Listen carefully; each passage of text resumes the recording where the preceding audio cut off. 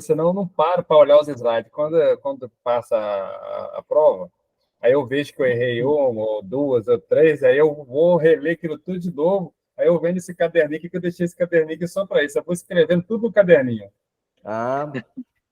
Deixa eu te falar, eu vou mandar os slides depois dessa aula, tá? Eu vou mandar os 2 slides, dessa aula e da aula anterior, porque realmente, se eu esquecer, João, você me lembra. Eu lembro.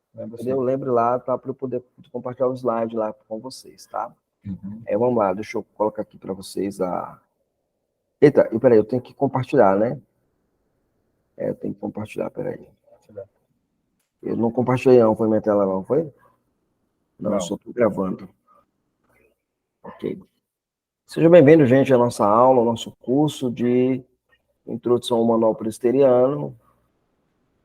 E vamos estudar. Vocês estão vendo minha tela, gente? Ok. Muito bem. A nossa aula de hoje é sobre atribuições,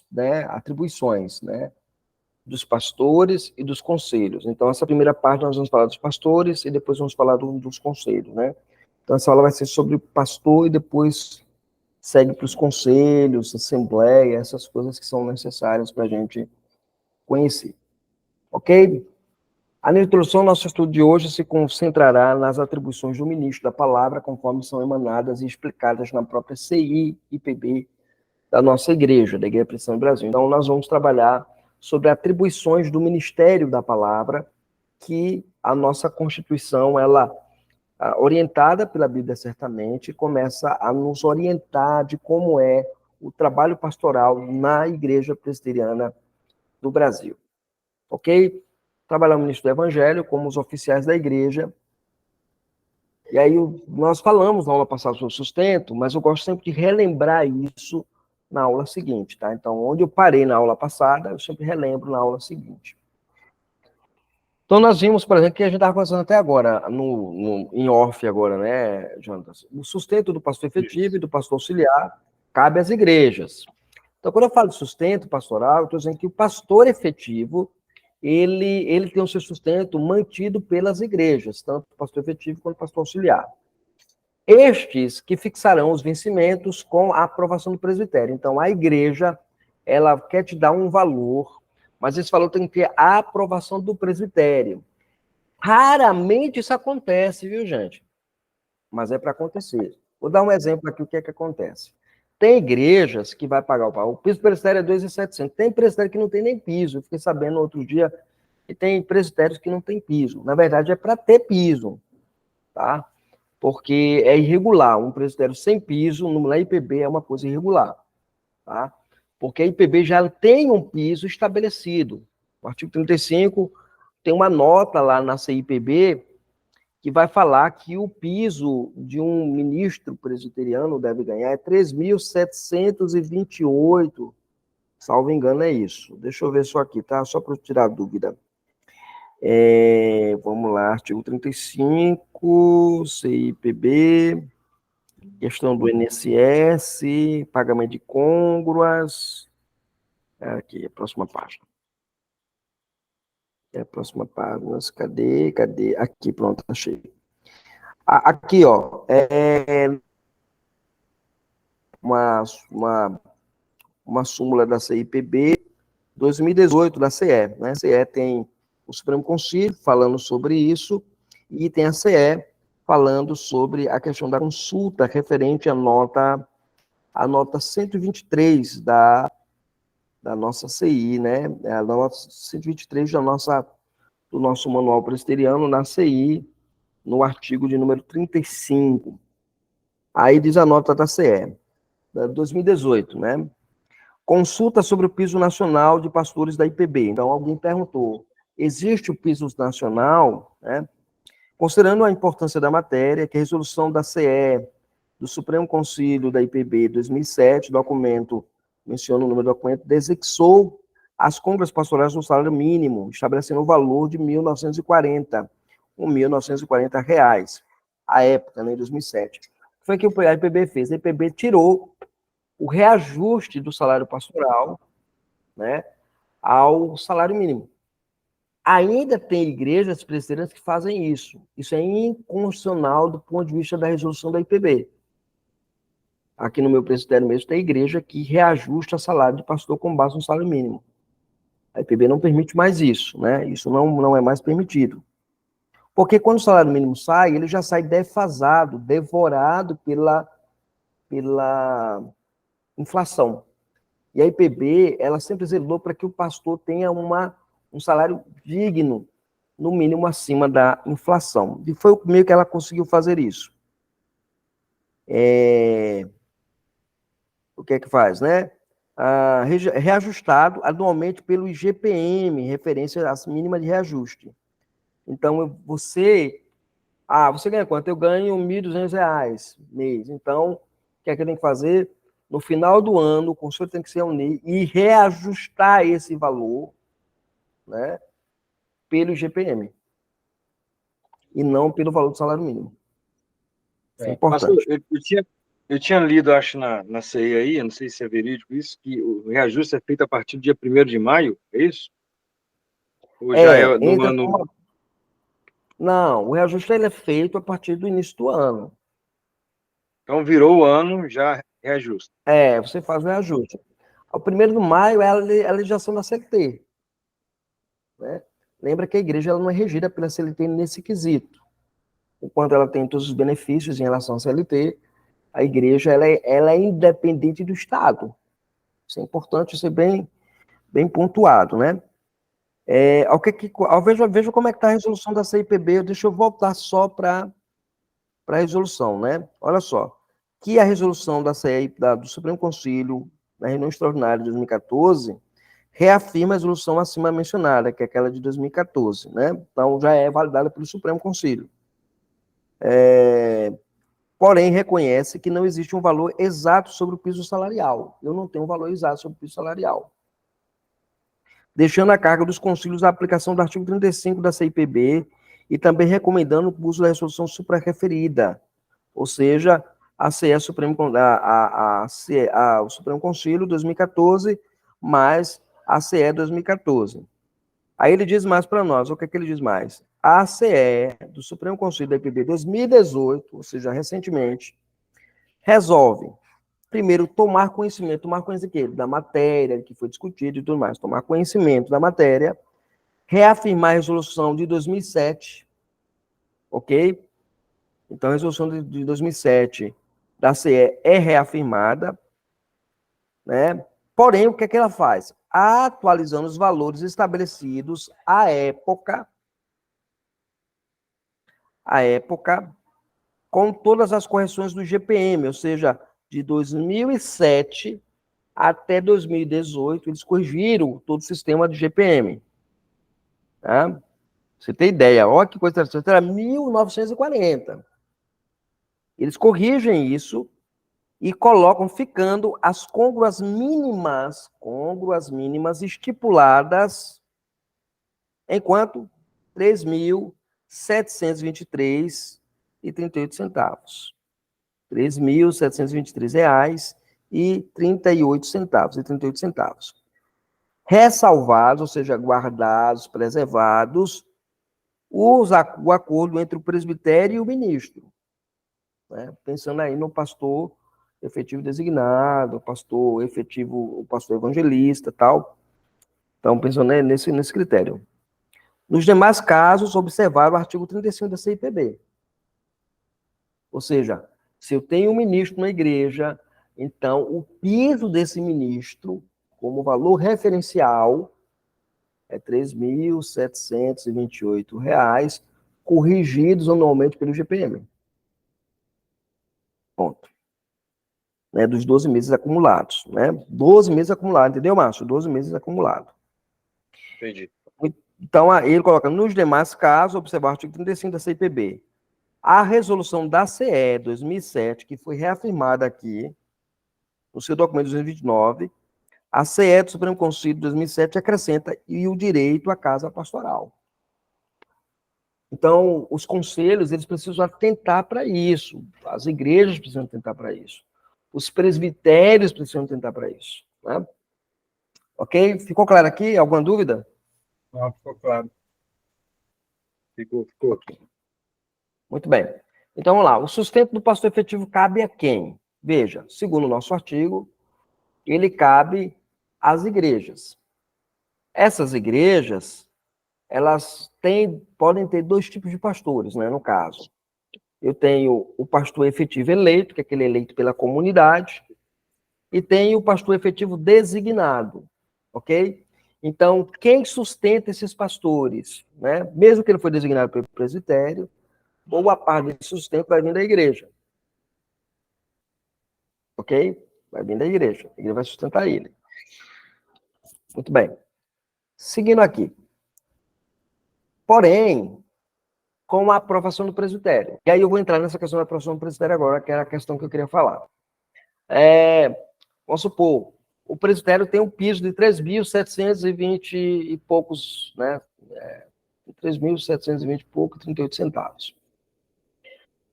E aí, uma igreja quer pagar ao pastor 3.000 reais. O presbitério, ele deve rejeitar esse tipo de pagamento, porque o que estabelecido como piso nacional é aquele piso. Esse valor é inferior àquele que é colocado no sistema presbiteriano. Isso é um ponto claro. Ou vamos supor o seguinte, você está no presbitério, em uma igreja, o seu presbitério, a média que as igrejas pagam é 5 salários.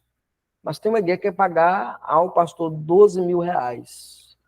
O presbitério pode embargar essa aprovação. Não pode, porque acha que é uma questão desumana ou não viável, várias situações, ou deixar passar. Raramente essa aprovação aparece nos relatórios. Anotou? Você manda lá os relatórios financeiros da igreja e tal, pá. Chega lá, o presbitério, beleza, tranquilo, mas não emite o parecer de aprovação. E nós aprovamos. Aqui eles leem, de todas as igrejas, assim, quando tem a distribuição de campo, né? E aí, Sim, às vezes, eles leem. eu só não sei Eles leem, mas não tem um termo de aprovação, no sentido de nós aprovamos que a igreja Avinhosa está dando um sustento codigno ao seu ministro. entendi. Estou falando disso. Né? É uma aprovação que ser do presbitério. E essa O questão outro financeira aspecto, aí é com conselho, né? Não precisa abrir para a igreja, não. como assim? De ajuste, de valor, de congruas. Não, o que acontece? As Na cônguas, GO vai aparecer, né? na reunião ordinária, ela aparece. Mas a decisão é do conselho. O conselho tem que reajustar. É ele que reajusta o salário do pastor. Não vai reunir a assembleia para reajustar o salário pastoral. Não existe. Né? Porque nós não somos congregacionais, nós somos presbiterianos. Como presbiterianos, nós entendemos que o conselho da igreja ele tem a autoridade administrativa para tratar disso. Inclusive, o artigo está dizendo isso. O sustento do pastor efetivo e pastor auxiliar cabe às igrejas, fiscarão os seus vencimentos. Igrejas aqui, entenda, na representatividade do conselho. E com a aprovação do presbitério, ou seja, o presbitério aprova aquilo que o conselho aprovou lá. Os pastores evangelistas serão mantidos pelos presbitérios, os missionários pelas organizações responsáveis. Então, nesse caso aqui, o sustento dos evangelistas, e aqui pastores evangelistas, é pago pelo presbitério. O presbitério que paga. Pois quando você coloca o documento, no exemplo que você colocou, Jonas, quando o documento sobe para o presbitério, designando, pedindo um pastor designado evangelista, né, pastor evangelista designado, essa designação vai com nome. Por que ela vai com nome? Porque é um pastor evangelista. Esse pastor evangelista, em termos práticos, ele é sustentado pelo presbitério. Mas quando um documento sobe dizendo, olha, nós queremos um pastor evangelista, porém, o sustento será coberto pela igreja, você sabe qual é a condição que você vai estar lá. Você está lá naquela condição da igreja, como evangelista, que é, em termos legais, submetido plenamente ao presbitério e não à igreja que lhe convidou, entende? A igreja que lhe convidou. Isso é importante ser bem pontuado. Por isso que é interessante você ser um pastor efetivo eleito, um efetivo designado da igreja, porque isso a igreja tem mais, digamos assim, o conselho tem mais autonomia de trabalhar com o pastor do que, nesse caso, do evangelista. Mas cada caso, é uma situação específica. Então, é isso que estabelece o nosso manual. E os missionários, eles estão debaixo do seu valor pago. O seu valor pago é pela APMT e pela JMN. Ok? Alguma dúvida aqui, gente? Não, dúvida não, mas assim, eu achei estranho, igual o pastor Luiz, que está saindo de natividade e está indo para a PMT, é que eles não têm um salário fixado. Eles têm o plano médico, né? Mas eles que têm que estar em busca das parcerias. Eu achei isso assim um pouco contraditório dentro da nossa perspectiva presbiteriana. Pronto, meu irmão. Você está num ponto em que eu também penso que há um equívoco muito grande nisso, né? Porque é dito que os missionários são mantidos pelas organizações responsáveis. Elas é que deveriam ter recursos para manter o ministro. O que é que acontece hoje? A PMT diz, você é aprovado, você vai missionário, não é você tem que ir atrás do seu sustento. Eu achei estranho, porque suposição, ele está numa igreja, pastor efetivo. Mas aí é para a PMT, aí é a PMT, né? Não, então, tudo bem. Aí ele está abrindo a mão da igreja onde ele está para ir para missões. No mínimo, ele deveria ter o sustento dele, no mínimo. Eu penso assim. Pronto, Tá, pronto. Veja bem, Jantas. Eu penso da seguinte maneira. Quando eu leio 1 Coríntios 9, é a situação que eu vejo do missionário na PMT. Paulo pergunta, qual é o cara que vai para a guerra, né, às suas próprias custas? isso aí. Nenhum soldado vai para a guerra às suas próprias custas. Isso eu acho um absurdo. Eu acho um absurdo. O missionário só tem direito ao plano de saúde, né, e pronto. Aí tem que levantar dinheiro da casa dele lá, contrariando o que diz o nosso manual presbiteriano. O manual diz, aqui o manual é claro, os missionários pelas organizações responsáveis. Então, o sustento do pastor cabe a quem? As igrejas. Né? O sustento dos pastores evangelistas são os presbitérios. Os missionários, pelas organizações responsáveis por eles. A PMT e a JMN. A JMN cumpre o artigo 35, isso eu sei.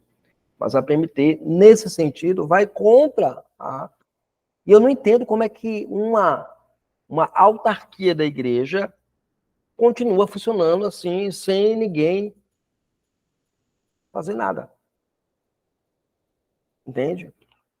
Então, você diz assim, não, se você quer ser missionário na PMT, você tem que levantar recursos.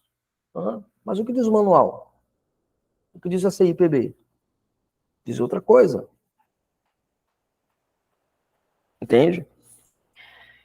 Então, é essa questão que você falou, eu também tenho esse mesmo sentimento. Esse mesmo naipe aí, eu tenho. Pastor, essa questão aí também dos missionários serem passivos a isso também não traz um cômodo também, não? Para que não se mexa nesse assunto? Eu também acho. Eu acho que a Não, mas APMT, ela se se aceita-se tudo, né? Se acaba. criando uma legislação paralela, né? Você acaba criando uma Sim. legislação paralela. E eu entendo, por exemplo, a dinâmica da APMT do ponto de vista seguinte, de estrutural do trabalho. Você está mandando um missionário para lá, não é para ficar lá no trabalho, é para organizar, porque a PMT trabalha assim, ó.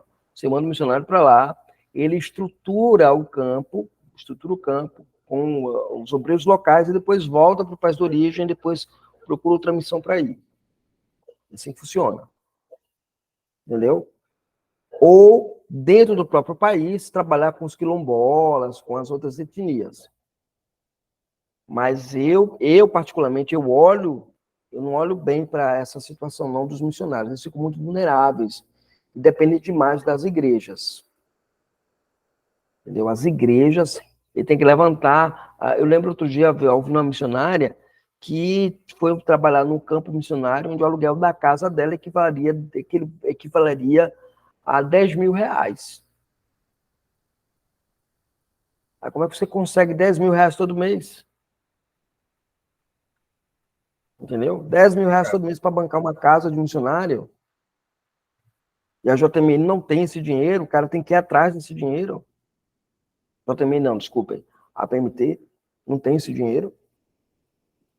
Entende? Isso para mim, eu fiquei assim, eu fiquei, nossa Deus do céu, como é que você larga um missionário assim, gente? É claro que eu sei que a nossa igreja, ela não é uma igreja que larga o missionário, tá? Ela tem muito cuidado com o missionário.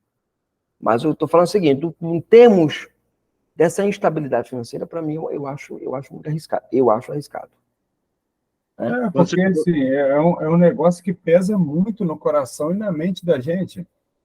Porque assim, Sim. às vezes a gente se aperta, cara. Fica difícil você trabalhar, às vezes a mente fica travada naquelas problemáticas da vida da gente. Não, cara, eu tiro por mim aqui,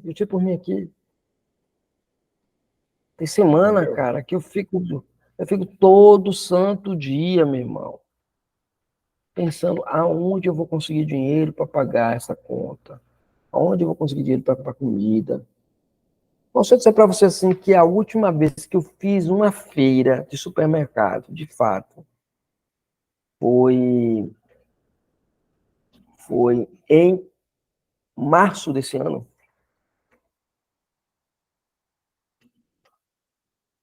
Porque o que Pastor, vem, eu vou pagando as contas, aí eu fico pensando assim, um missionário, cara, como é que o missionário está vivendo, bicho?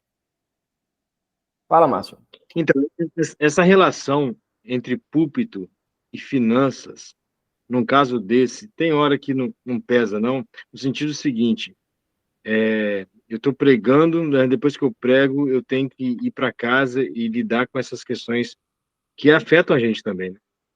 E você vive, acho, tipo assim, porque eu estou pegando o seu caso aqui, porque é um caso fora da curva. Eu não sei se é fora da curva, porque eu estou lidando com isso agora, né? Mas não Sim, deve ser uma sim. situação muito tranquila de você ter que preparar a mensagem, mas ter que estar preocupado com. Eu não consigo nem expressar como é que deve ser a situação. Veja bem, domingo mesmo. Domingo. Domingo, eu estava pregando na igreja sabendo que não tinha o que tomar café em casa. Esperei a oferta cair no gasofilaço. Eu sou assim, caiu a oferta no gasofilaço, não tenho o que comer em casa, tenho que dar comida às minhas crias, tenho que dar comida aos meus filhos, o que é que eu faço? Procuro o tesoureiro. O tesoureiro falou assim, pastor, caiu esse dinheirinho aqui, mas eu não queria passar para o senhor, não. Eu tenho umas contas para pagar. Aí eu parei e fiz, tá, mas eu preciso comprar alguma coisa para o café da noite. Ela foi, tirou uma cela de 50 reais, pastor, eu só posso passar isso. Eu peguei 50 reais, coloquei no bolso, e a gente foi atrás de alguma coisa para tomar café.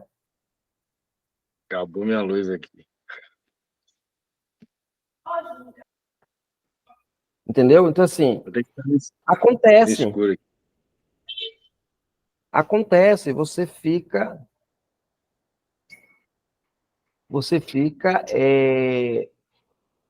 como eu posso dizer assim, travado mesmo. Você trava mesmo. Você trava mesmo. Você para mesmo. Isso é uma situação. Agora, pensa no missionário que todo mês tem que levantar o sustento. No caso dessa missionária que eu mencionei, por exemplo, todo mês levantar 10 mil reais para poder pagar o aluguel da casa dela.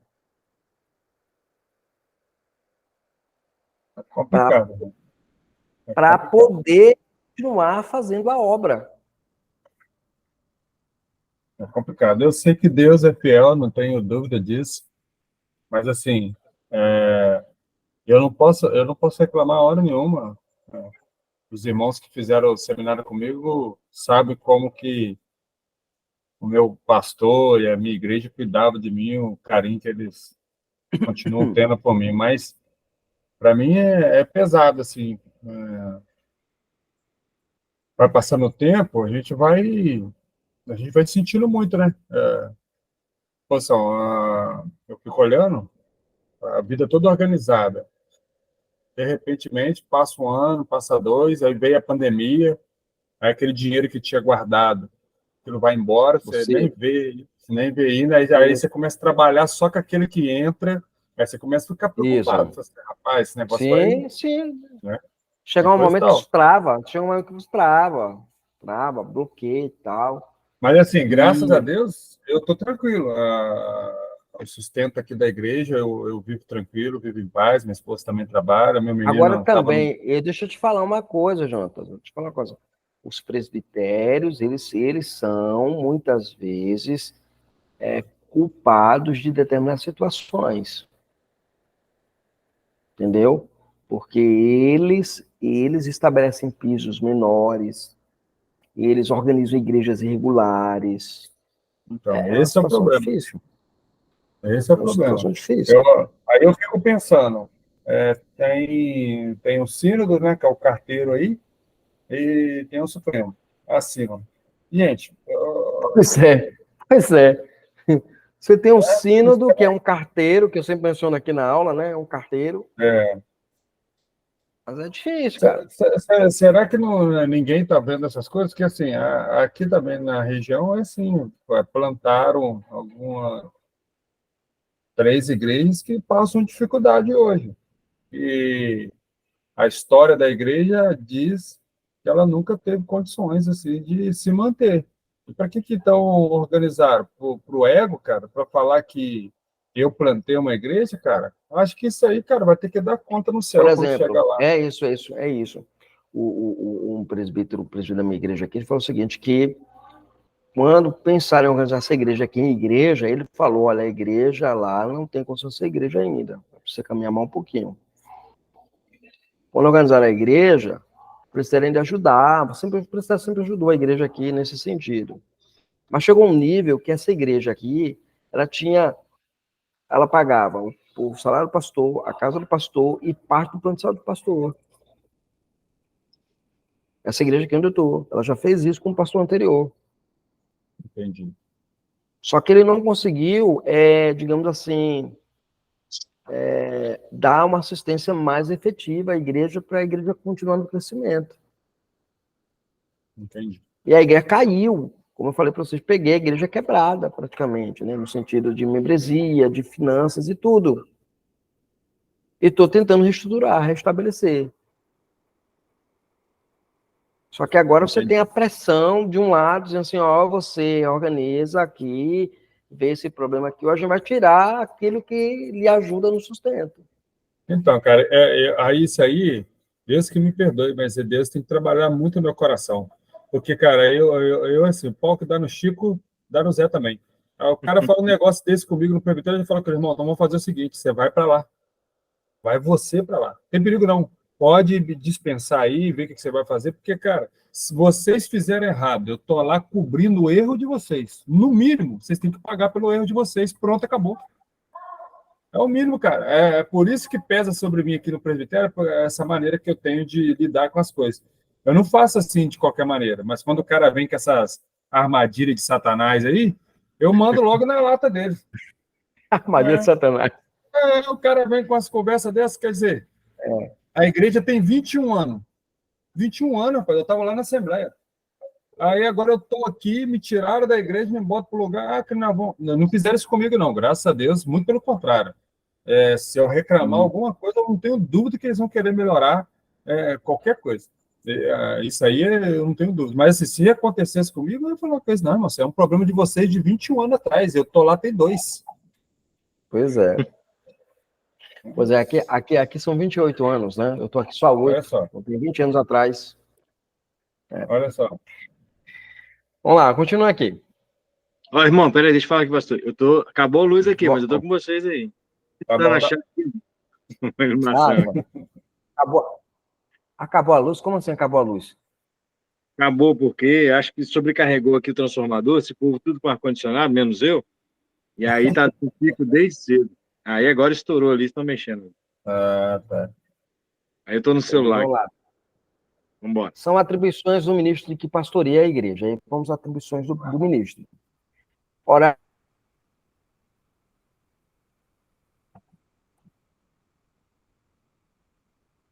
com o rebanho e por ele, apacentado na doutrina cristã, exercer as funções com zelo, orientar e prender as atividades da igreja, a fim de tornar eficiente a vida espiritual do povo de Deus, prestar assistência pastoral, instruir os neófitos, dedicar atenção à infância, à mocidade, bem como necessitados, aflitos e mesmo desviados, exercer também com os outros presbíteros do poder coletivo de governo e dos atos pastorais realizados, o ministro apresentará periodicamente relatório ao conselho para registro.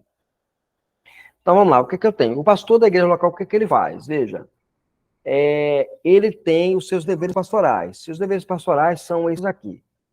Orar com e pelo povo, apacentar o povo na doutrina, então, ensinar a doutrina é apacentar também a igreja, né? E ser zeloso nas suas funções, fazer com zelo, com maestria, aquilo que ele entende como sendo cumprimento do seu ofício pastoral, né? Um outro ponto aqui que é destacável é que ele é chamado para a orientação piedosa das pessoas, né? As atividades da igreja e tudo mais, para que a igreja seja efetivamente mais espiritual, né?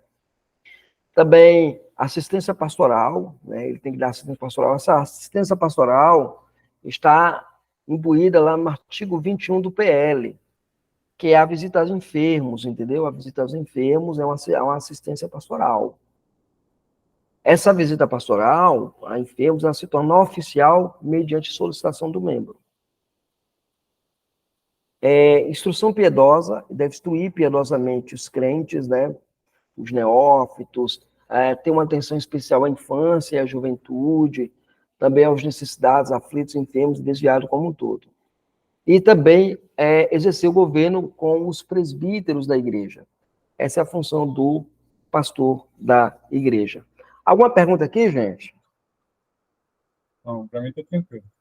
Essa questão que Deixa você eu falou só... aí da visita ao enfermo, ele tem que solicitar, Isso. Está lá no PL, né? mas nada PL. impede de eu ir. Não, nada impede, não, nada impede. É porque, assim, você, às vezes, tem um problema na igreja que, assim, o cara adoeceu, o pastor tem que estar lá, mas o pastor não sabe que o cara está doente. Tem isso aí, muito acontece. Né? Aconteceu aqui na minha igreja uma situação muito interessante. No domingo à noite, eu peguei, solicitei um irmão, né, para fazer oração no culto público, né, que só os homens oram. E aí, no culto público, eu pedi esse irmão para orar, e a esposa dele respondeu, disse que não podia, porque tinha feito a cirurgia na garganta, né? Tem o grupo da igreja, não colocou o pedido de oração, não fez solicitação a nada. E aí ficou difícil. Fica difícil, sabe? Você não tem bola de cristal para saber que fulano está doente. Você não tem bola de cristal. Vamos lá, o PL 21, olha só, PL 21.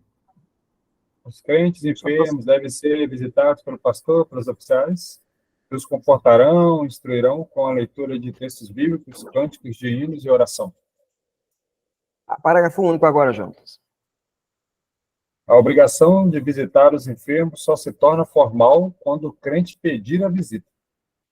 Isso. Então, a formalidade dessa visita e a obrigação dela se dá na formalidade da solicitação. Então, você deve fazer isso como pastor, visitar os enfermos e tal, mas você tem que ser informado de que há, de fato. É o que diz a Bíblia, né? Tem alguém doente? Chame os presbíteros. Eles não vão adivinhar que você está doente. Entendeu? Então, é importante a gente entender isso.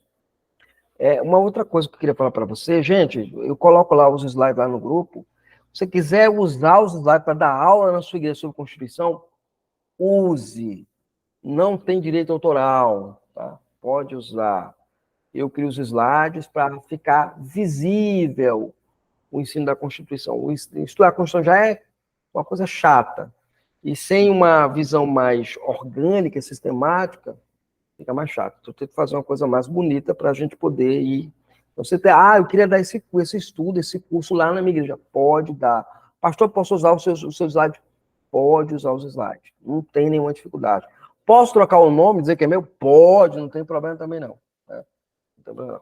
Eu vou trocar o nome aqui, vou colocar o nome Reverendo Jonatas, Reverendo Márcio. Fique à vontade. Não tem direito autoral sobre isso, não. Se quiser manter o nome e quiser citar a fonte também,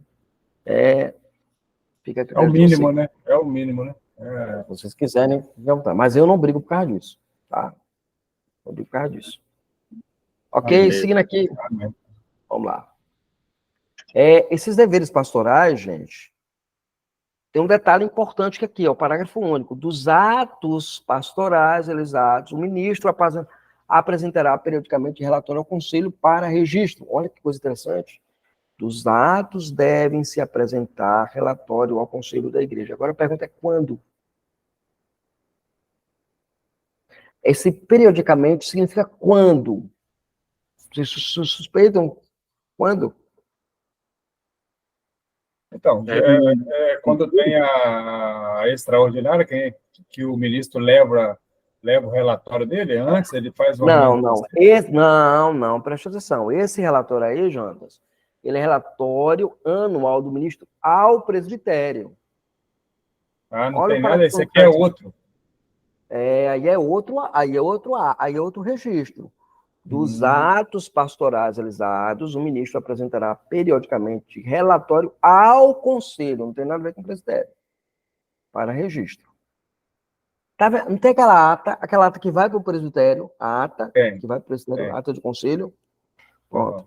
Na ata do conselho tem que estar registrado todos os atos pastorais realizados durante o interregno das reuniões. Entendi. Entendeu? E tem igreja que não faz isso. E está errado. Né?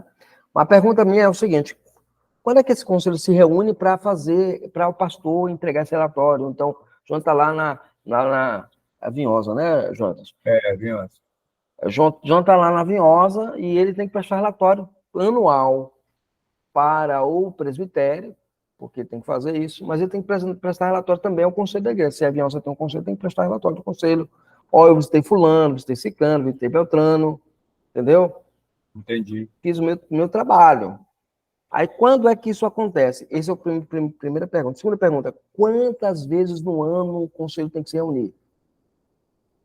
Vocês lembram? Eu não me lembro quantas vezes no ano. Eu lembro da AGO, né, que é uma vez no ano, ou em 3 meses, quando necessário, alguma coisa desse tipo assim, né? A reunião do conselho em si, eu não me lembro, não. 6 vezes? Não. Não? Tá onde? Tá na PL? Ou tá onde? Ou tá na CI mesmo? Tá na CI. Isso aí. Tá na CI.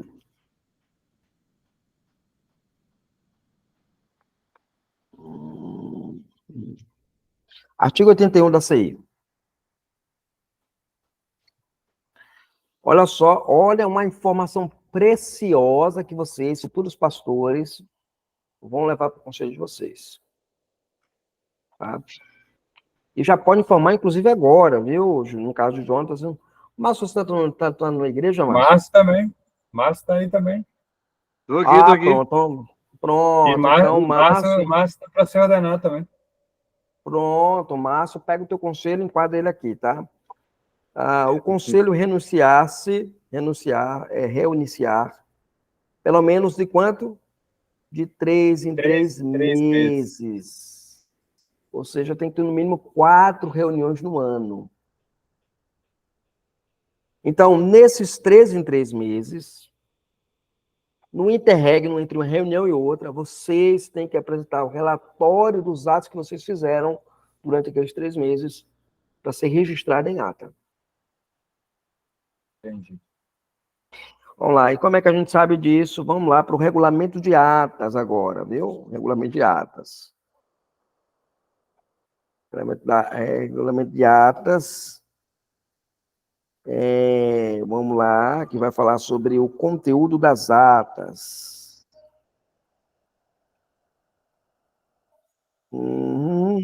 Deixa eu achar aqui, viu?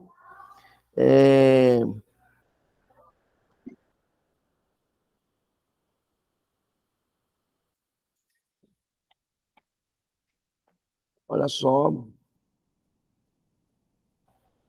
Aqui, ó.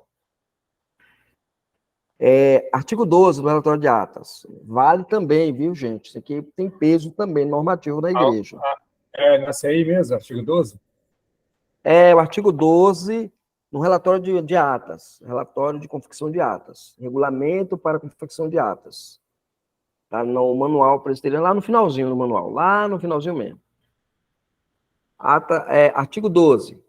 As atas do conselho da igreja deverão conter ainda.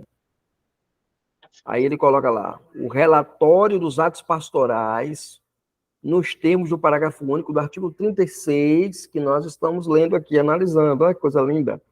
Deverá conter os principais fatos ocorridos e todas as celebrações sacramentais havidas no interregno do conselho, devendo constar ainda nesse relatório os seguintes itens. Olha o que tem que ter no relatório. Atenção, viu, gente? O número de vezes que foi celebrada a Santa Ceia, com as respectivas datas, locais e nome dos ministros celebrantes. A comunicação, admissão de membros comungantes acompanhados dos seguintes dados: data e lugar do nascimento, sexo, procedência religiosa, estado civil, profissão, endereço completo, se sabe ler, se sabe escrever, se foi ou não batizado na infância, data, local e modo de recepção, artigo 16 e suas alíneas, nome do celebrante, tendo-se o cuidado de anotar o número da ordem da admissão, né? Quando for livro manuscrito, essa informação deverá ser anotada à margem externa da ata. Entrega dos dados relativos aos membros não comungantes, a serem arrolados, constando o nome, lugar, data de nascimento, sexo, nome dos pais, ambos se são professos, qual deles o é, assim como é o nome do celebrante, data, dia, mês e ano, local de batismo, outras formas de recepção.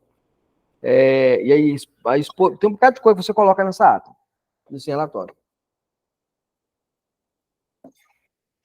Então, viram que eu tenho, inclusive, um curso de confecção de atas, eu tenho que terminar esse curso, eu comecei e aí parei explicando esses conteúdos aqui. Então, esses são atos pastorais que tem que estar lá registrado. Isso é a cada 3 meses, o conselho se reúne, faz a reunião, aí você pega todo o seu relatório, toda a atividade que você fez durante esses 3 meses e cita na reunião e o secretário é obrigado a transcrever isso na ata. Alguma pergunta? Não. Vocês sabiam disso? Não. Eu só sabia do relatório entregue ao presbitério. Só ele. Não sabia que tinha esse relatório também que precisaria estar anexado na ata que vai lá para o presbitério. Tem que estar registrado na ata. Está registrado na ata. Porque aqui mesmo no presbitério, quando pegaram a ata aqui da igreja, né? Quando viram o relatório extenso que vem, que eu faço, o que é que eu faço? Eu faço uma planilha, coloco data, local, o evento que foi feito, e a igreja e quem é o celebrante. Eu coloco o ano todinho. Vou colocar a cada 3 meses eu coloco. Cada 3 meses eu coloco. O pessoal pega a ata e diz, rapaz, essa ata aqui é grande demais. Eu disse, não, ela não é grande. Você só consta as informações que a IPB pede. A minha ata vai para 11, 12 páginas. Entendeu? Porque é o que está lá. Então, é desafiador para a gente. A gente seguir o que o manual diz, o que a PB pede, é importante. Tá. Só uma dúvida aqui, só para eu não esquecer. Eu fui ler aqui o artigo 81, acabei caindo aqui também no 82, quando ele fala que será ilegal qualquer reunião do conselho sem convocação pública ou individual de todos os presbíteros, com tempo bastante para o comparecimento. Essa convocação pública é porque tem que avisar na igreja ou convocação pública no sentido de avisar todos os presbíteros? Convocação pública, ela é feita na igreja. Na igreja. Irmãos, nós vamos, semana que vem, teremos a reunião do conselho. É isso? Aqui, o que é que eu faço? Quando vai ter reunião do conselho, eu digo para a igreja, irmãos, próxima semana teremos reunião do conselho. Se algum irmão tiver alguma demanda para tratar no conselho, formule o documento e apresente a um presbítero. Geralmente é o secretário, né? O secretário do conselho. Porque a igreja, ela tem também o privilégio de suscitar documentos mediante membros individuais no conselho. Rapaz, isso não acontece aqui, não. Isso não acontece aqui, não. Pelo menos eu nunca vi. Nunca vi. Tem que ter a convocação. Se não for pública, se for um assunto próprio do conselho, você tem que falar individualmente para cada membro. E com tempo hábil de comparecer, ou seja, com 8 dias de antecedência. Quantos dias? 8? 8 dias. 8 e a convocação da RO? Tem prazo estabelecido? Para que tem também. Tem que ser com 8 dias. 8 dias? No mínimo 8 dias. Geralmente, as convocações da RO, ela acontece com 8 dias e ela é marcada na reunião anterior, na RO anterior. Né? Então, por exemplo, a nossa RO no próximo ano vai ser na cidade de Belo Horizonte, né? Belo Horizonte. Ou vai ser lá em Riachão de Jacuípe, onde eu estou, entendeu? Então, a ata já vem nomeando qual é a cidade, qual a igreja vai sediar e tudo mais. E quando estiver próximo da reunião, com 8 dias de antecedência, deve-se haver a comunicação, né, da convocação. Aliás, qualquer reunião tem que ser com 7 dias de antecedência, com 8 dias de antecedência. Qualquer reunião conciliar na igreja. Né? Não pode ser. Eu tô aqui, tá Jonas conversando com o conselho dele. Eita, tem um assunto para a gente tratar amanhã. Aí convoca a reunião para amanhã. Não pode. Não tem como. Não pode. Tem que ser bem pontuado, né? Então, aqui, o que eu faço na igreja? Quando vai ter reunião do conselho, vê o que acontece. Eu convoquei a reunião do conselho publicamente domingo na igreja, muito atrasado, foi domingo passado. Estou muito atrasado. Foi muito atrasado. Convoquei. Aí, só que a reunião, ela aconteceu online. Ah, tá. A reunião aconteceu online. Então, mas só que eu convoquei publicamente na igreja e comuniquei individualmente aos presbíteros. Olha, irmãos, eu estou convocando um conselho, tal, publicamente, se alguém tiver algum documento, apresente, tal. E como é que se diz, meu pai do céu?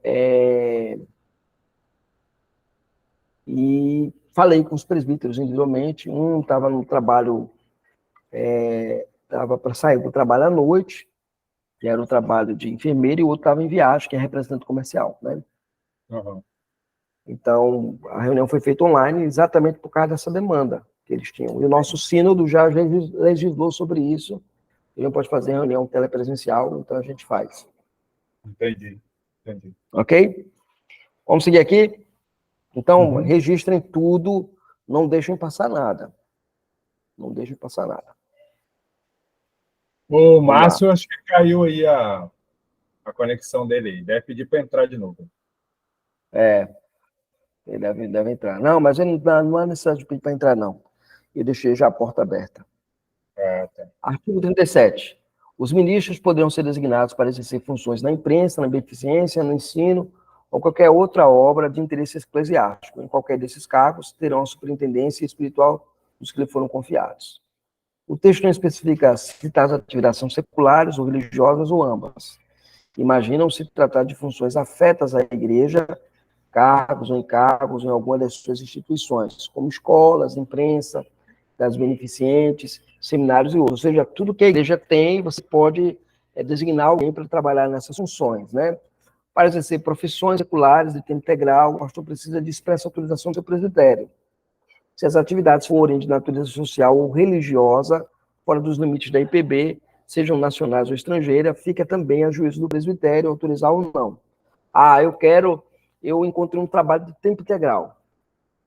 Então, quem libera ele será o presbitério. Não é o conselho da igreja, não, é o presbitério. Se ele vai trabalhar numa entidade religiosa, numa outra denominação, fora do país, é o presbitério que vai autorizar ou não. Tais ocupações não podem ferir ou quebrar o nexo pastoral, nem enfraquecer ou desfazer o vínculo com o presbitério a quem o licencia, né, a quem o licenciado deverá prestar relatório anual, se possível, comparecer às suas reuniões ordinárias. Então, o cara recebeu a licença para trabalhar nas áreas que são nomeadas aqui, anualmente tem que apresentar um relatório ao seu presbitério de origem, ok?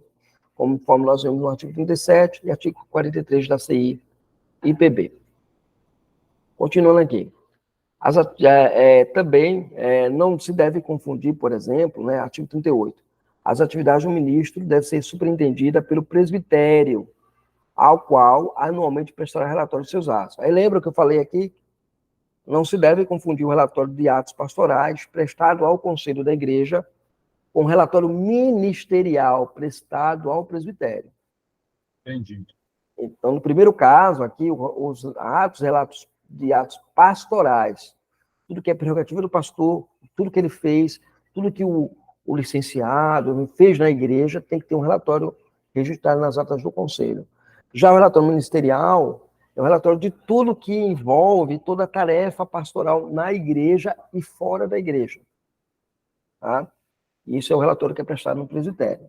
O relatório ao presbitério é mais abrangente, incluindo todas as atividades pastorais no campo pastoral e fora dele, como, por exemplo, em igrejas de concílio, né, de outros concílios, excetuando mensagens, conferências, cursos, parlamentos, seminários, estudos, bem como as participações em reuniões conciliares do seu concílio e de concílios superiores. Você participou da reunião do sínodo, da reunião do presbitério, da reunião do Supremo Concílio, você tem que registrar isso, né? O ministro fez-se presente nas reuniões de seu presbitério, apresentando sua carteira de ministro para devidas anotações e o relatório pastoral. Então, tudo isso, por exemplo, vamos supor que eu vá visitar a sua região, visitar a sua igreja, pregar na sua igreja. E vai ser na semana que tem uma reunião do presbitério. Eu participo dessa reunião e na minha carteira é anotado que eu sou membro correspondente e que eu participei daquela reunião. E aí, no final do ano, no meu presbitério, eu vou apresentar esse relatório. Eu participei da reunião lá no presbitério do Jonatas. Entendi. Entendeu? Então, isso é importante para nós. Nenhuma dúvida aqui, né? Não. Muito bem, vamos lá. Aqui, ó. Para ausentar-se do seu campo de trabalho por prazo superior a 10 dias, o pastor necessita da licença do conselho. Por prazo inferior, basta comunicar ao vice-presidente. O pastor evangelista pedirá licença à comissão executiva do presbitério, que é importante para você, viu, Janta? Olha lá, o ministro. O ministro quer se ausentar do campo, igreja ou congregação. O que é que ele deve fazer? Se essa ausência ela for superior a 10 dias, ele precisa pedir permissão ao conselho, se ele é membro de uma igreja, né? Se ele trabalha numa igreja como pastor efetivo, eleito, efetivo designado, ou se ele é pastor auxiliar ou pastor de uma congregação, sucessivamente. Então, nesse caso, congregação de igreja, tá? Estou pensando em congregação de igreja. Então, ele vai ter que pedir autorização ao conselho da igreja. Eu lembro que, uma certa feita, alguém me ligou assim, pastor, eu fiquei sabendo que o pastor aqui falou que ele tem direito a 10 dias todo mês. Não. Os 10 dias que aparecem aqui, né? Porque os 10 dias, e a igreja dava os 10 dias, viu, Jantas? A igreja dava os 10 dias. Porque o conselho não conhecia. Né? O conselho não conhecia. E aí esse presbítero me procurou, eu falei, não, tá errado. Os 10 dias lá são uma questão emergencial. Né? Rapaz, né? Se ele precisa se ausentar por um prazo superior a 10 dias, ele precisa falar com o conselho da igreja. Não conta nem como férias. Não entra nem como férias. Entendi. Né? Então, isso é importante. Esse é o caso do ministro, né? No caso de a licença ser inferior a 10 dias, ele não precisa reunir o conselho para falar, olha, assim, vou precisar sair, me ausentar do campo por até 10 dias. Aí eu estou lhe comunicando que eu preciso resolver. É um problema lá na minha família, um problema da minha mãe, uma questão de saúde lá, eu tenho que ir lá resolver. Ponto. Ele não precisa do meu conselho, ele comunicou e pode ir embora. Ou ao vice-presidente. Entendi. Já no caso de um pastor evangelista, ele, em todos os casos, em ambos os casos, ele precisa comunicar, né? Ele precisa solicitar ao presbitério a liberação. Certo. Ok? Esse é o fato. Uma Nenhuma dúvida pergunta aqui, né? aqui, uma dúvida aqui. Suposição. Eu tirei férias em outubro, eu estou designado pelo presbitério. Tirei férias em outubro, mas minhas férias tinham vencido em janeiro, né? Eu deixei para outubro por conta da formatura e tudo mais. Aí em janeiro eu já tenho outras férias. Se eu Não, for para. tem não. Por quê? Porque você só adquire férias no campo em que você estava. Eu vou explicar isso na aula. Tá Então, reservado tá. aqui. Vou Aham. explicar isso aqui na aula, tá? Uhum. Vamos lá. Aqui, é o artigo 40. É assegurado anualmente ao ministro em atividade o gozo de um mês de férias, seguida ou parceladamente com os vencimentos. Uhum. Então, tem o ministro. Ele está no campo, na congregação, e nesse campo ele tem as férias adquiridas de 12 meses. É. Então, vamos supor que eu cheguei em Riachão, presta atenção, eu cheguei em Riachão no dia 17 de, de dezembro de 2015. Uhum. Eu fui designado para cá nessa data. Minhas férias vão ser quando? As férias do meu presbitério ocorrem em janeiro. Uhum. Então, eu vou tirar. Eu cheguei agora, em janeiro eu tiro férias? Não. Eu tenho que completar um ano no meu campo para ter direito às férias. Entendi. No meu caso, eu completo um ano no meu campo, só que eu não vou estar mais no campo. Eu vou. Aí você tira férias antes. Tira Eu férias deveria, antes. deveria tirar as férias em dezembro, no caso. Em dezembro. E você tem que falar com o conselho. Então você perde Né? as férias. Aí eu vou ter que conversar com eles, porque não vai dar para tirar outra férias. Né?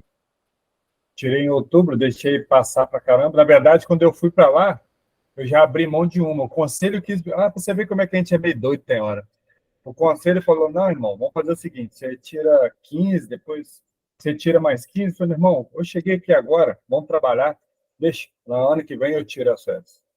Aí, Geralmente eu faço isso. Eu tiro 15, depois 15.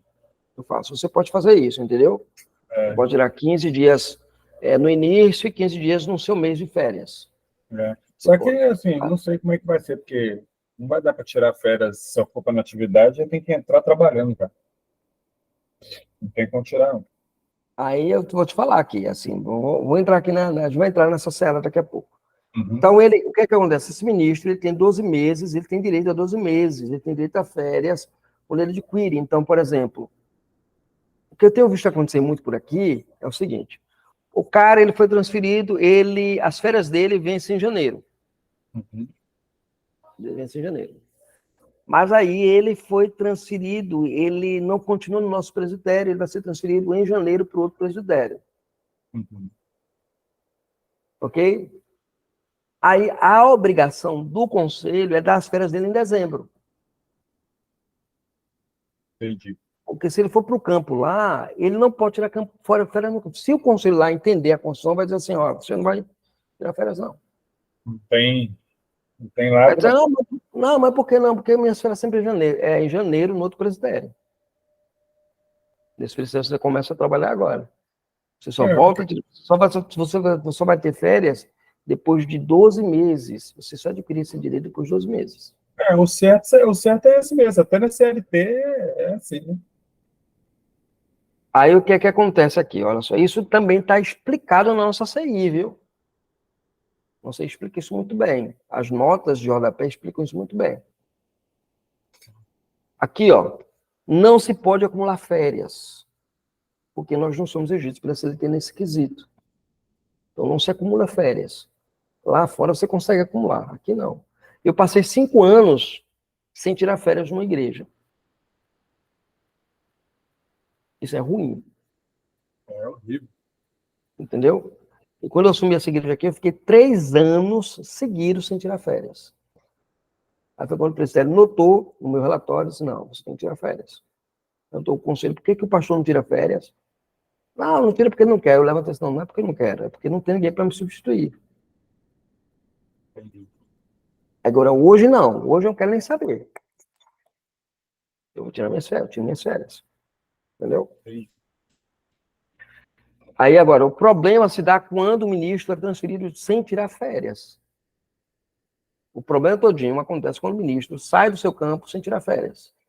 Seu caso aí, suas férias é para ser em outubro. As minhas férias venceu em janeiro. Ok, Janeiro. Aí eu não tirei em janeiro, janeiro passado. Não tirei. Deixei para tirar em outubro desse ano. desse ano. Eu tirei em outubro.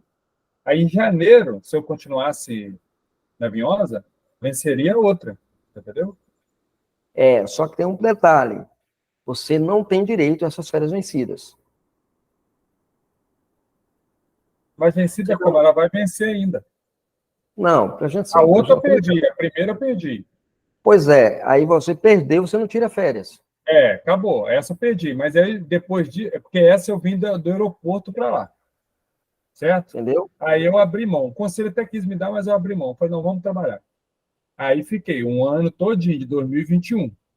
Aí Certo. agora em 2020, aí 21 todinho, 22 todinho, no 23, janeiro de 23, deu um ano. Aí eu tirei em outubro agora. E 23 e 24 agora, janeiro de 24 vence a outra. Ia ter uma outra, seria férias de 23. Seria férias de 23.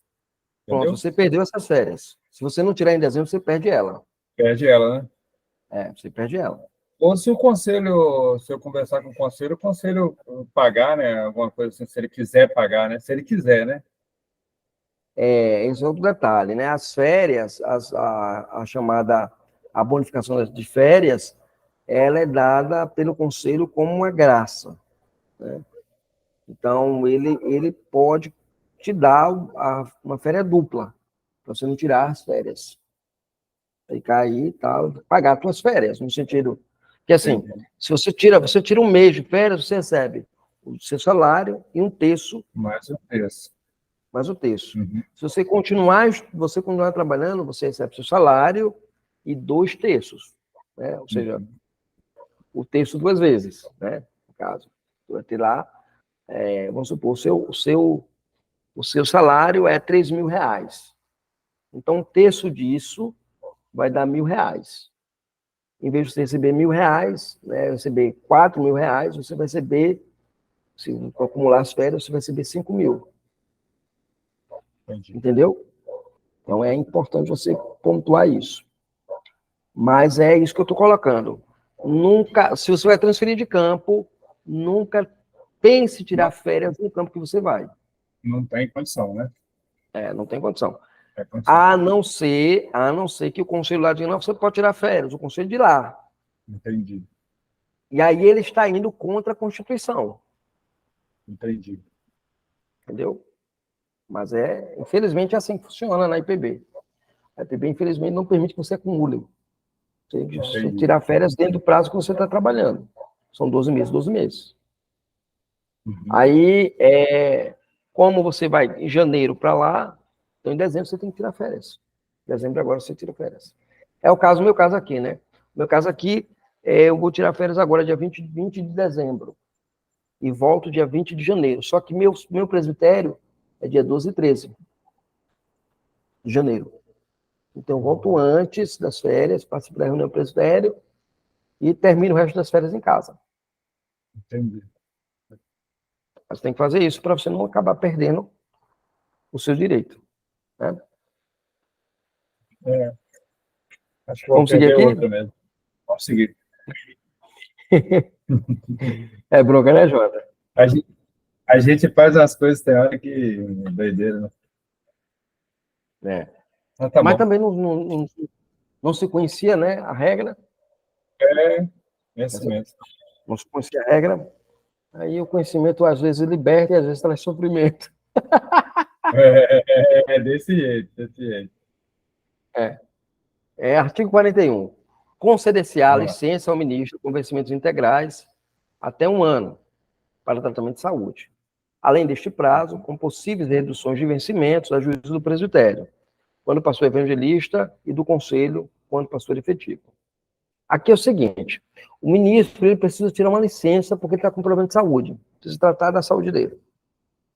Então, ele precisa se ausentar do campo dele, para poder cuidar da saúde dele. O que é que acontece? Ele tem 12 meses, ele tem o direito a assegurar o salário integral.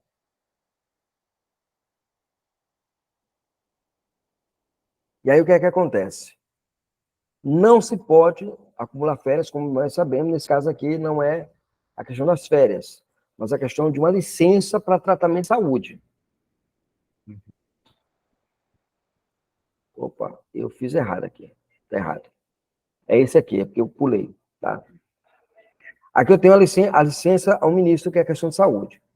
Ele tem vencimentos integrais em 1 ano. Os vencimentos deles vêm integrados em 1 ano. Ignora lá aquele slide lá, eu vou até apagar ele. Depois, são possíveis reduções após 1 ano. Possíveis reduções. Eu recomendo, geralmente, que os presbitérios não reduzam. Porque se o cara está enfrentando uma barra com problema de saúde, reduzir o salário dele vai complicar mais a situação dele. Entendi. Então, mas a redução é possível, tá vendo? Com possíveis reduções, há juízo do presbitério.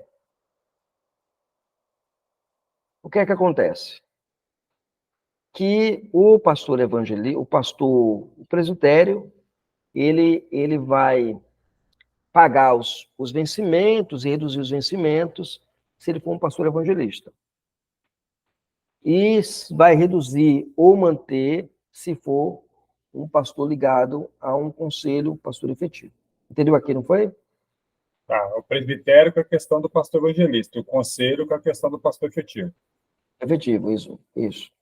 Então, ele pode manter a licença do pastor com os vencimentos integrais por 1 ano, ele pode reduzir após 1 ano essa licença, esse valor que repassa ao pastor. Artigo 42. Ao ministro poderá ser concedida licença sem vencimentos por 1 ano para tratar de interesses particulares.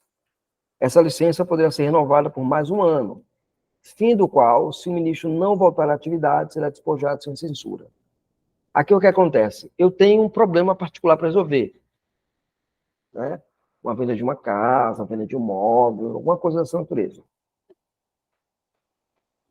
E aí, eu peço a licença para tratar dessas coisas, mas eu não tenho direito a salário por 1 ano. Ok? Certo. Passou esse período, ela tem que ser renovada, ela pode ser renovada por mais 1 ano. Olha, o pastor vai ficar mais 1 ano sem ser pastor, para pastorear uma igreja, para cuidar de alguns interesses da família, o inventário, alguma coisa que ele precisa cuidar. Entendi. Porém, o que é que acontece? Se ele não retornar ao ministério, faz o quê? O que é que acontece com ele? Ele é despojado sem censura. Entendeu? Entendi.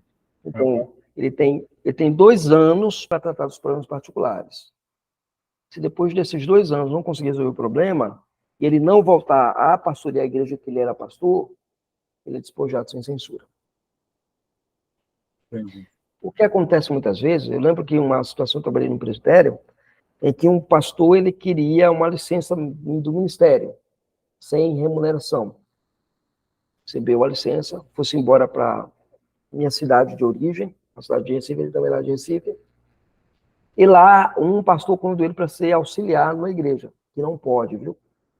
Um pastor que está em licença, ele não pode assumir campo pastoral sem a deliberada autorização do conselho, sem voltar às suas atividades e ser regularmente transferido. Mas ele fez isso. E aí, rapaz, quando isso chegou lá no presbitério, foi um pepino muito grande. Aí vai fazer o quê? Vai fazer o quê? Vai, não, vamos exonerar ele. Assim, aí o presbitério fez, não, se exonerar ele, a gente vai deixar o cara na míngua. Já depende do ministério. Aí vamos chamar ele para vir para a reunião. Ele veio para a reunião, levou um sarrafo por ter assumido um campo de um outro presbitério, trabalhando já nesse presbitério, sem comunicar nada ou retornar às atividades no presbitério local para poder ser transferido. Ele nunca mais vai fazer isso na vida dele. Né? Com certeza. Então, essa é uma situação que você tem também, quando a gente fala de licença do Sagrado Ministério. E, por fim... Então, no máximo 2 anos. No máximo 2 anos. 2 anos. Máximo 2 anos. Tá? Ok, artigo 43, fica a juízo dos presbitérios conceder ou não licença aos ministros para se ocuparem de trabalhos de assistência social ou de natureza religiosa, fora dos limites da igreja presbiteriana, devendo prestar relatório anual informativo aos presbitérios. Então, é o presbitério que decide se o cara, não, eu quero me dedicar a uma área aí por um determinado período, né? Então, por exemplo, o cara, ele pode atuar em assistência social ou religiosa, são as 2 áreas que ele pode. O cara é chamado para ser um político. 4 anos. Ele tem que pedir licença ao Sagrado Ministério para poder se dedicar a isso. E todo ano ele tem que prestar relatório informativo ao seu presbitério. Nesse caso, fora dos limites da IPB. Fora dos limites da IPB significa ou numa outra igreja, ou nesse critério aqui, assistência religiosa, né, numa igreja, ou atuar na área política, na área acadêmica, alguma coisa dessa natureza. Então, ele tem essa prerrogativa a ser feita, né? E aí, deve prestar relatório anual ao presbitério de origem. 2 anos. Não, aqui nesse caso não tem prazo. Não tem prazo. Não, porque aqui é outro aspecto. Aqui ele vai... O cara é político. Vamos pegar aqui... O cara é ministro do STF. Vamos pegar André Mendonça. André Mendonça é pastor da Igreja Presbiteriana do Brasil. Ele está como ministro do STF por aquele período. Anualmente, ele tem que prestar relatório ao presbitério de origem dele, das suas atividades lá junto ao STF. Entendeu? Sim. Então, não há impedimento dele para isso. É uma coisa bem pontuada, bem demarcada pela nossa CI. Então, nesse caso, a CI, Jonas, ela é muito clara como nós devemos ser, como devemos nos comportar, como devemos agir, como devemos trabalhar na igreja. Então, nesse sentido, a IPB ela é uma igreja extremamente organizada. Deu para perceber, né? Ela é muito organizada. Com certeza. Para lidar com isso. Tem algumas coisas aqui e acolá que a gente discorda, como a gente mencionou o caso lá dos missionários, mas fora isso, cara, você percebe uma organização muito sistêmica na igreja. Alguma pergunta aí, Jantas? Não, pastor. Foi sanado aqui qualquer dúvida que eu tinha. Ok. Muito bem. Então vamos orar agradecendo a Deus pela nossa aula, né? Bom. Pai amado, obrigado a Deus porque o Senhor é gracioso. Deus, obrigado a Deus por esse momento de aula, de aprendizado. Senhor, abençoa o Jonas, abençoa os irmãos que vão assistir essa gravação posteriormente. Senhor, dá graça e misericórdia, Deus, a nós, para que possamos de fato ver, ó Deus, a tua mão, a tua provisão, o teu cuidado sobre nós, Senhor. Que o Senhor possa nos dar graça, ó Deus, de caminhar, ó Deus, confiando no Senhor, nos instruir, ó Deus, na questão da nossa CIPB, Senhor. Essa oração que nós fazemos, em Jesus Cristo. Amém e amém. Amém. Amém. Ok, Jantas, eu vou pegar esse vídeo aqui, e vou colocar lá no canal do YouTube, vou colocar nos módulos não listados, para ele não circular, tá? E teve assuntos que a gente tocou aqui que podem não agradar determinadas pessoas, então é melhor a gente manter sempre o nosso grupo lá, restrito o conteúdo. Viu? Certinho. Fica com Deus, tá? Deus abençoe. Abraço. Boa noite. Boa noite, Deus abençoe. Amém. Com Deus.